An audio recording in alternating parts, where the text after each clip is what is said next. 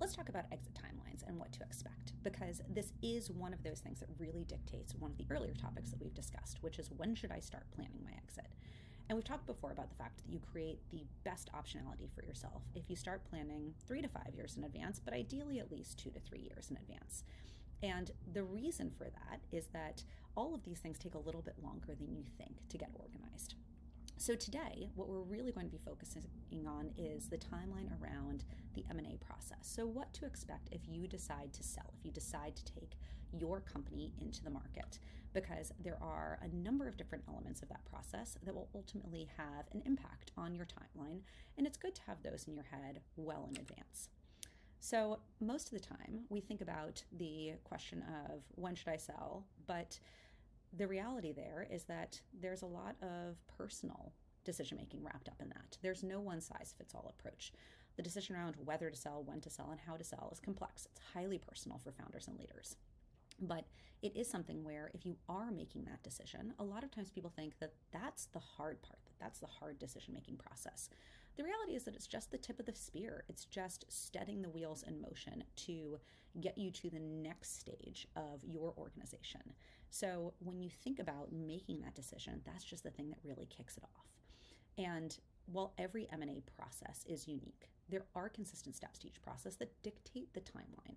If you're planning to go through a sale, these are all of the steps that you really should anticipate. There is a bit of overlap between all of them, and they do all flow together, but it's important to understand that all of these are critical elements of an M&A process.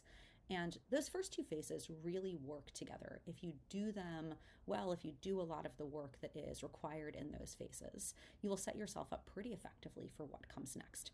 And then step 3, that planning and preparation, the process start really flows pretty immediately from those first two. So when you look at all of these, I would say anticipate that you need about 12 months from beginning to end of the active sale process. And that means that from the moment you decide to actively go into the sale process to the moment you close will be about 12 months. And once the process really kicks into gear, which is step 3, above planning and preparation, the process start, assume that it's about 6 to 8 months before you actually close. And you'll hit all of these steps along the way. And if you think about these, I tend to bucket them into 3 overarching phases. Phase 1 is a lot of that pre-work and start.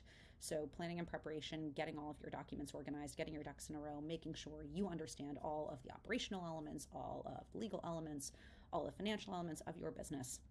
You understand the terminology, you understand the lingo, and you have a story to tell about the growth of your organization to date and the growth options for the organization looking ahead. What is that trajectory? You select and you confirm your advisors, your M&A advisors, your financial advisors, your legal advisors, and anyone else that you really feel you need in your tent with you. And then you get into the planning and preparation pieces where you're putting together your SIM, your confidential information memorandum. You're putting together a teaser to go out to market. That's really phase 1.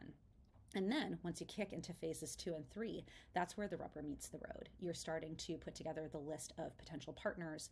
You're starting to do that outreach to get some indications of interest, letters, IOIs. You then go through a selection process where you identify who you want to move forward with in deeper conversations and management presentations. And that's a whole thing unto itself that we'll talk about another time. You would ultimately then move into negotiations, letters of intent, due diligence and documentation, where you're really going into detail with the buyers and the sellers. And then ultimately you get through close, transfer of funds, and new operations. So planning, selection, planning and prep process start, phase 1, planning, prep, outreach, presentations, phase 2, negotiations, due diligence, documentation, close, new operations, phase 3. And if you want to see that breakdown, assume phase 1, it's about 3 to 5 months. Then when you look at phase 2, assume that, again, if everything's going as anticipated, that's going to be about a 3 to 4 month duration. And then finally, those last little bits where you think, you can see the finish line, that's still going to be about 2 to 3 months overall. So you can really see here that there are a lot of different pieces to this process. They do all fit together. They are all necessary parts of the process to feel like you're empowered and making the best decisions for yourself and for your team. But again, if you're thinking about going to market, keep that 12-month timeline in the back of your mind as when you start and when you end. And as you're thinking about all of this, if you have questions, please send them our way, drop them below. And if you'd like to talk any more, just reach out and let us know.